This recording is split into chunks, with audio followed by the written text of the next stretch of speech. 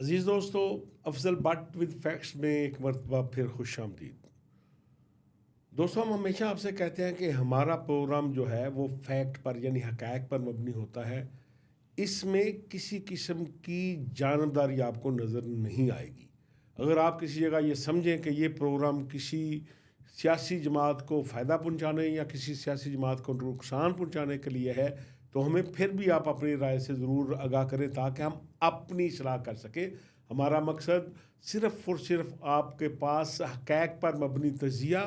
और ख़बर पहुंचाना है। तो आज हमारे पास बहुत इम्पॉर्टेंट ख़बर है जिसका मुल्की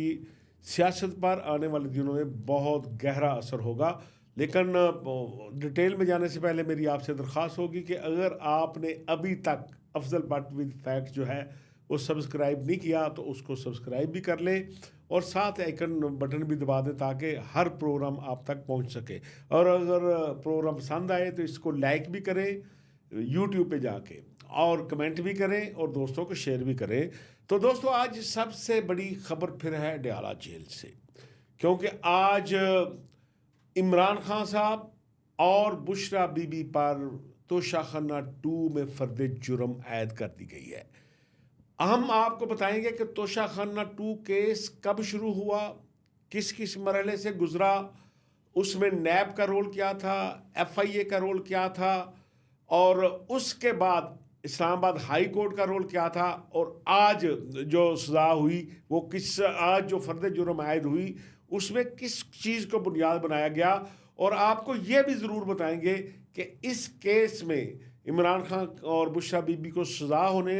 का चांस कितना है और कौन सी ऐसी वजह है और कि जिसकी वजह से एक ही वाहद हल है उसका कि इमरान खान और बुशरा बीबी जो है वो फर्द जुर्म से बच सकते हैं। तो दोस्तों, आपका टाइम ज़ाया किए बगैर, तबसरा किए बगैर जाते हैं हक़ाइक़ की तरफ। हक़ाइक़ ये है कि ये केस तोशाखाना 2 जो बनाया गया है, इसमें इल्ज़ाम ये है कि क्राउन प्रिंस यानी MBS मोहम्मद बिन सुलेमान ने बुशरा बीबी को एक सेट दिया जिसे बल्गारी सेट कहते हैं। और वो बल्गारी सेट उस वक्त दिया गया जब इमरान खान साहब और बुशरा बीबी जो हैं वो सऊदी अरब गई थी। और हुआ ये कि जो ही बुशरा बीबी और इमरान खान साहब वापस आए तो तोशाखाना का एक असूल है कि अगर आपको कोई ऐसा तोहफा मिले यानी वज़ीर आज़म को या उनके अहले खाना को कि जिसकी कीमत 30,000 से ज़्यादा हो, तो वो आपने पहले तोशाखाना में जमा कराना होता है, फिर उसकी एस्टीमेट प्राइस लगती है और फिर उस कीमत को अदा करने के बाद आप वो तोहफा अपने पास ले कर जा सकते हैं। कानूनी तौर पर आप उसके मालिक बन जाते हैं। इसलिए जब इमरान खान साहब प्राइम मिनिस्टर बने तो उन्हें मजमूई तौर पर जो तोहफ़े मिले मुख्तलिफ ममालिक के दौरों के दौरान, उनकी तादाद 58 थी। 58 तोहफे इमरान खान साहब को मिले और इनमें कुछ की तादाद कीमत जो है वो 30,000 से कम थी। और मैंने पहले भी बताया कि ऐसा तोहफा जो है वो तोशाखाना में रखने की ज़रूरत ही नहीं होती। वो आप सिर्फ बता भी दें और बताकर अपने घर ले जाएं, ये कोई क्राइम नहीं है। क्योंकि तोशाखाना में अगर इतने इतने छोटे छोटे तोहफे भी रखने शुरू कर दें तो फिर तोशाखाना इतना बड़ा हो जाएगा कि उसमें कोई अच्छा तोहफा रखने की गुंजाइश नहीं होगी। तो हुआ ये कि जो ही इमरान खान साहब की गवर्नमेंट ख़त्म हुई, आपको पता है, साथ ही फिर बहुत सी चीज़ें हरकत में आ गई। तो ये केस इस तरह से बनाया गया है कि जो पहले ये केस नैब के पास गया और नैब ने ही इस पर सारी तहकीक की है और अब तक जो केस चल रहा है वो नैब की उसी तहकीक के मुताबिक चल रहा है। लेकिन इसमें एक टर्निंग पॉइंट उस वक्त आया, आपको याद होगा, जो प्रीवियस गवर्नमेंट थी इमरान खान के तक को तरीके में इत्तेमाद में उतारने के बाद जो इत्तेहादी हुकूमत बनी उसने नैब तरमीम की थी और जिस पर PTI ने बड़ा शोर भी किया था कि ये चोर डाकू अपने आप को बचाने के लिए तरमीम कर रहे हैं। और उसके ख़िलाफ़ जो है आपको याद होगा कि इस्लामाबाद सुप्रीम कोर्ट में स्टे हो गया था। लेकिन बाद अज़ां चीफ जस्टिस उमर बंदयाल साहब की सरबराही में बनने वाले एक बेंच ने ये तरमीम बहाल कर दी थी, यानी जो कौमी असम्बली और सेनेट से जो नैब तरमीम पास हुई थी वो बहाल कर दी गई। और उसकी बहाली क्या थी कि पहले ये था कि थोड़ी जो रकम थी उस पर भी नैब बंदे को पकड़ लेती थी, केस बना देती थी। लेकिन जो गुज़श्ता हुकूमत ने उसने ये तरमीम की कि अगर कोई केस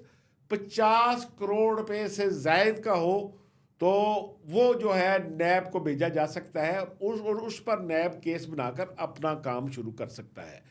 तो जब जस्टिस उमर अता बंदयाल साहब ने ये तरमीम बहाल कर दी तो नैब ने ये केस शुरू कर रखा था तोशाखाना 2। तो फिर इमरान खान साहब के वकील ने अदालत में पेश होकर ये इस्तदलाल की कि अब क्योंकि आइन में तरमीम, जो नैब जो है वो ऑर्डिनेंस उसमें तरमीम आ चुकी हैं और नई तरमीम जो है वो इम्प्लीमेंट हो चुकी हैं, इसलिए उनका इतलाक मुझ पर और बुशरा बीबी पर नहीं होता है, इसलिए मेरा केस नैब से वापस लिया जाए। और उनकी वो इस्तदा मंजूर कर ली गई और वो केस नैब से लेकर FIA के सुपुर्द कर दिया गया। अब उसमें हुआ क्या कि आपको याद होगा कि साहब अदालत ने जब ये केस वापस किया और FIA ने इसको लेकर चलना शुरू किया तो सबसे पहले बुशरा बीबी की बेल हो गई थी हाई कोर्ट से, और बाद में खान साहब की भी इस्लामाबाद हाई कोर्ट से बेल हो गई। लेकिन जो FIA ने केस पेश किया वो इस तरह से है कि FIA ये कहती है कि जो ही बुशरा बीबी वापस आई और वो ये तोहफा लेकर अपने घर चली गई तो फिर एक प्राइवेट जो मुख्तलिफ लोग हैं जो तहफ़ ख़रीदते हैं, क्योंकि कुछ सरकारी ऐसा इदारा नहीं है कि जो तहफ़ अगर वज़ीर-ए-आज़म बेचना चाहे तो वहाँ बेच दे, सरकार के पास तो पहले ही था। तो वो सहेब अब्बासी साहब हैं, उनके पास ये तोहफा, ये जो था बलगारी सेट, तलाई सेट, वो भेजा गया कि आप इसकी कीमत लगाएं। यहाँ आपके समझने की बात है कि केस क्या है। अब जब वो सेट वहाँ पहुँचता है कीमत लगाने के लिए तो वज़ीर-ए-आज़म हाउस से एक मुलाजिम इनामुल्लाह शाह साहब उसी सहेब अब्बासी के पास जाते हैं और उसे जाके कहते हैं कि मुझे इमरान खान ने कहा है या वज़ीर-ए-आज़म ने कहा है कि ये इस तोहफे की कीमत कम से कम लगाएं क्योंकि उन्होंने ख़रीदना है। और साथ ही सहेब अब्बासी साहब को इनामुल्लाह शाह साहब ने धमकी दी कि अगर आपने ये कीमत पूरी लगाने की कोशिश की, इसकी कीमत कम ना की, तो फिर आपसे ये ठेका, ये काम वापस ले लिया जाएगा। और ये बात मैं नहीं कह रहा, ये बात सहेब अब्बासी ने नैब को बता दी थी। और इसी वजह से वो सहेब अब्बासी जिसने वो तोहफा ख़रीदा था वो वादा मुआफ़ गवाह बन गया था। पहले वो नैब का मुल्ज़म था, लेकिन जब उसने वादा मुआफ़ गवाह बनने के लिए ये बयान दे दिया नैब को कि भाई मैंने तो कीमत कम लगाई है, लेकिन वो इसलिए लगाई है कि भाई मैं वज़ीर-ए-आज़म हूँ, उसका जो अफसर आया था उसके सामने कैसे खड़ा होता, तो मुझ पर दबाव डालकर ये लिया गया था, विलिंगली मैं नहीं देना चाहता था। तो इसलिए मैं अब सच बोलना चाहता हूँ क्योंकि खान साहब की गवर्नमेंट ख़त्म हो चुकी है, तो मैंने ये कीमत लगा दी। अब आगे क्या हुआ, ये सिर्फ सहेब अब्बासी नहीं है। सहेब अब्बासी के बाद 3 कस्टम इंस्पेक्टर जो हैं उनको भी नैब ने तलब किया था कि वो भी इस कीमत का तयन करने वालों में, दस्तखत करने वालों में शामिल थे। लेकिन उन तीनों ने भी वही कीमत लगाई जो कीमत सहेब शाह ने लगाई थी, और वो तोहफा जो है वो बुशरा बीबी लेकर चली गई और ये केस नैब ने बना दिया। और नैब ने जब इस्लामाबाद हाई कोर्ट में ये मामला आया, नैब से जब FIA में चला गया, तो अब ये FIA लेकर ये केस जो है वो परसू कर रही है। और आज भी जो फर्द जुर्म आयद हुई है वो FIA ने ही सारा केस लड़ा है। अब नैब का इस केस से के साथ कोई तल्लक नहीं है। वहाँ इमरान खान साहब, बुशरा बीबी और बुशरा बीबी को इस्तिस्ना मिल चुका है। आज तो फर्द जुर्म आयद होनी थी, लेकिन इस पर जो बहस हुई वो उस वक्त हुई जब खान साहब की बेल एप्लीकेशन थी मियां गुल हसन औरंगजेब साहब की अदालत में, इस्लामाबाद हाई कोर्ट में। तो उस वक्त लोगों को पता चला और हमें भी पता चला कि तोशाखाना 2 है क्या। उन्होंने कहा कि पहले ये बताएं, FIA से जो सवाल किया, जो इस केस के लूज पॉइंट हैं, जहां इमरान खान साहब को मेरिट पर कुछ रिलीफ मिल सकता है। उन्होंने कहा ये अच्छा जी, आपने ये तो कह दिया कि वज़ीर आज़म हाउस के मुलाजम इनामुल्लाह शाह ने शहेब अब्बासी को धमकी देकर कम कीमत लगाई, लेकिन आपने जो है वो शहेब अब्बासी के हवाले से ये तो कह दिया कि कम कीमत लगाई, लेकिन शहेब अब्बासी ने तो किसी जगह भी ये नहीं बताया, ना नैब को बताया, ना FAO को बताया कि इसकी असल कीमत ये थी और मैंने उसकी कीमत कम करके ये लगाई। ये एक बड़ा उस केस तोशाखाना केस 2 में बड़ा एक समझ लें कि एक वीक पॉइंट है इस केस में, जिसमें खान साहब को के वकला डेफिनेटली अब ट्रायल कोर्ट में वो ये आर्गूमेंट करेंगे। तो इसलिए आपने शहेब से ये क्यों नहीं पूछा। दूसरा जो अहम पॉइंट जो है मियाँ गुल हसन औरंगज़ेब साहब ने हाई कोर्ट में उठाया था तोशाखाना 2 के वाले से, उन्होंने कहा कि चलो ठीक है, मान लिया कि शहेब को धमकी दी गई है, तो लेकिन यह भी तो हो सकता है कि इनामुल्लाह शाह को वज़ीर आज़म ने ना कहा हो कि वो अज खुद शाह से ज़्यादा शाह का वफादार बनने के लिए जिस तरह अक्सर मुलाजम करते हैं, जाके बताएं बुशरा बीबी के सामने नंबर टांगने के लिए, बीबी इसकी असल कीमत तो ये थी लेकिन मैंने इसकी असल कीमत ये लगवा ली है। लेकिन ये क्राइम तब साबित होगा जब ये अभी जब ट्रायल कोर्ट में इनामुल्लाह शाह के पर जिरा होगी तो वकला ये साबित करेंगे कि ये इमरान खान को कैसे ने कब हुक्म दिया था, कैसे दिया था, उस वक्त टाइम क्या था, ये सारी जिरा होनी है। तो फिर मियाँ गुल हसन साहब का ये जो पॉइंट था कि भाई अगर मियाँ उसने अपनी तरफ से ये कह दिया हो कि भाई ये काम कर दो, तो फिर इमरान खान का इसमें क्या कसूर है। क्योंकि इस केस में इमरान खान साहब उस तरह से मुलजम नहीं है, मुलजम तो बराह रास्त बुशरा बीबी है कि जिन्होंने ये खातून अव्वल होने के नाते तोहफा मिला और उन्होंने वो बेच दिया। इमरान खान पर इल्ज़ाम क्या है कि बहसीयत वज़ीर आज़म उन्होंने अपने इख्तियारात का नाजायज़ इस्तेमाल किया था और उन्होंने इनामुल्लाह शाह के ज़रिए शहेब अब्बासी को धमकी देकर इसकी कीमत लगवाई। इमरान खान पर तोशाखाना 2 का चार्ज ये है और बुशरा बीबी का मैं आपको बता चुका हूँ। अब आगे बढ़िए हाई कोर्ट में फिर क्या हुआ। चलो जी, इनामुल्लाह साहब तो चले गए, शहेब अब्बासी साहब चले गए। वहाँ जब 3 कस्टम ऑफिसर आए तो उन्होंने वाज़ेह तौर पे कहा कि हम पर तो कोई दबाव नहीं था,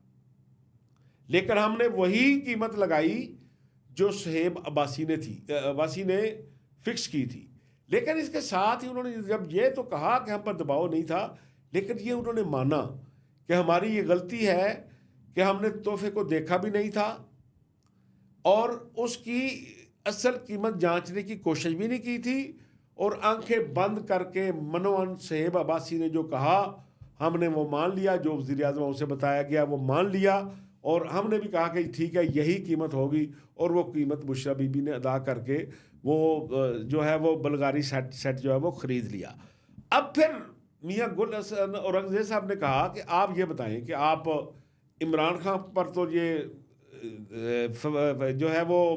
मुकदमा बना रहे हैं कि उन्होंने इख्तियारात का नजायज़ इस्तेमाल किया, बुशरा बीबी पर बना रहे हैं, शहेब को मुलजम था अब्बासी लेकिन उसको वादा माफ को बना लिया, लेकिन ये जो काम इन 3 कस्टम अफसरों ने किया है इनके खिलाफ आपने क्यों कार्रवाई नहीं की। कि अगर शहेब अब्बासी मुलजम दाद था तो ये भी मुलजम है, तो इस पर पता नहीं पीछे क्या बात होगी, लेकिन जो उस वक्त अदालत को बताया गया कि उन्होंने कहा कि देखें ये जो कस्टम के तीनों अफसर हैं इन्होंने जो काम किया है इनका वो गफलत के ज़ुमरे में आता है, क्राइम के ज़ुमरे में नहीं आता। कि उनकी गफलत थी, उनके पास अगर वो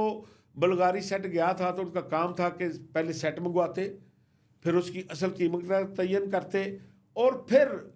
अपना लिख कर देते, लेकिन उनसे ये गलती हो गई, इसलिए ये जुर्म नहीं है, गफलत है। इनके खिलाफ कोई महकमाना अगर कार्रवाई हो सकती है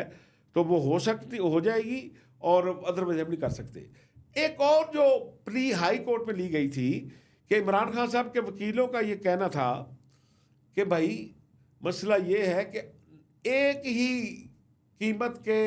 एक ही तरह के क्राइम पे ज़्यादा केस नहीं बन सकते, और तोशाखाना के हवाले से हमारे खिलाफ 4 केस बन चुके हैं, तो इसलिए इस केस को खारिज किया जाए। लेकिन हाई कोर्ट ने खारिज नहीं किया था। उन्होंने कहा कि ये हर केस जो है उसकी ट्रांजैक्शन अलग है, कि जो भी तोहफा ख़रीदा गया है उसके पैसों की अलग जो है वो ट्रांजैक्शन हुई है, तो इसलिए ये केस खारिज नहीं किया जा सकता। और इमरान खान साहब को जब ये बेल हुई थी, हाई कोर्ट से हुई, तो बहुत से लोग खुशियां मना रहे थे। उस वक्त भी मैंने बताया था कि ये कोई बेगुनाही का सर्टिफिकेट नहीं है, बल्कि हाई कोर्ट जब बेल देती है तो समझती है कि अगर ये कल बेगुनाह हो गया बंदा, जिसको किसी जुर्म में पकड़ा गया है, तो फिर जो इसको सजा काटेगा जेल में, वो किस जुमरे में जाएगी। तो इस एक चीज़ को मद्देनजर रखते हुए पाकिस्तान की नहीं, दुनिया भर की अदालतें जो हैं वो बेल ऑर्डर दे देती हैं। तो इसलिए अब हाई कोर्ट ने जो एक तो वो ऑब्जर्वेशन दी जिनका फ़ायदा दो, जिनका इमरान खान साहब को जाता है, लेकिन जब वहाँ इमरान खान साहब के वकील ने इस्लामाबाद हाई कोर्ट में वकील से ये कहा, इस्गासा के वकील से, कि भाई आप बार बार केस के सजा की बात करते हैं, आप अपना केस संभालें, आपका केस तो कहीं आया ही नहीं है। तो फिर जो मियाँ गुल हसन औरंगज़ेब ने रिमार्क्स दिए थे, वो सुनकर जो है ना, आपको अंदाज़ा हो जाएगा कि केस किस तरह बढ़ रहा है। तो मियाँ गुल हसन औरंगज़ेब ने कहा कि भाई केस संभला हुआ है। उन्होंने अंग्रेज़ी के 2 फ़िक्रे बोले थे, there is nothing in the thin air, कि ये जो मैं देख रहा हूँ कोई चीज़ फ़ज़ा में नहीं है, ये मुझे फाइलों में नज़र आ रही है। इसलिए आप इसको ये ना समझें कि कोई फारग किस्म का केस है, ये तो आगे ट्रायल में जाके साबित होगा। और फिर जब दोबारा इमरान खान के वकीलों ने अदालत में ये बात कही थी कि नहीं नहीं, ये देखें विक्टिमाइजेशन है, इस केस में कोई जान नहीं है, तो फिर जो रिमार्क्स मियाँ गुल हसन औरंगज़ेब के थे वो ये थे, no one can say that nothing has happened, कि कोई आदमी ये नहीं कह सकता कि तोशाखाना 2 में कुछ नहीं हुआ। तो अब दोस्तों, फर्द जुर्म ऐद हो चुकी है, तोशाखाना 2 आपको समझ आ चुका होगा, बजाय इसके कि सिर्फ एक लाइन में आपको बताते थे कि आज फर्द जुर्म ऐद हो गई है, आज आपको तोशाखाना 2 की समझ आ गई होगी। अब मामला ये है कि क्या सुहेब अब्बासी जो हैं वो अपने वादा गवाह मुआफ़ गवाह बनने के बाद उस बयान पर खड़े रहते हैं, या वो कह देते हैं कि मैं तो दबाव के तहत वादा मुआफ़ गवाह बना था, तो फिर भी खान साहब और बुशरा बीबी बरी। और अगर उनसे किसी ऐसे मुकाम पर कोई ऐसा मुकाम आता है कि जहाँ हुकूमतें और सियासी जमातें और इस्टेब्लिशमेंट चाहती हैं कि नहीं अब मिलजुल कर आगे बढ़ना है, तो फिर शेर अब्बासी को एक मैसेज भी चला गया तो वो पीछे हट जाएगा। तो ये एक वाहिद रास्ता है जिसके पर चलकर बुशरा बीबी और खान साहब जो है वो इस तोशाखाना 2 से बच सकते हैं। अदरवाइज़ यह है, अब फ़र्द जुर्म ऐद होने के बाद केस चल रहा है और जल्द ही जज़ा और सज़ा का मरहला आने वाला है। दोस्तों, हमारे प्रोग्राम का वक्त ख़त्म होता है, आपके फ़ीडबैक का इंतज़ार रहेगा। इजाज़त दें, अल्लाह हाफ़िज़।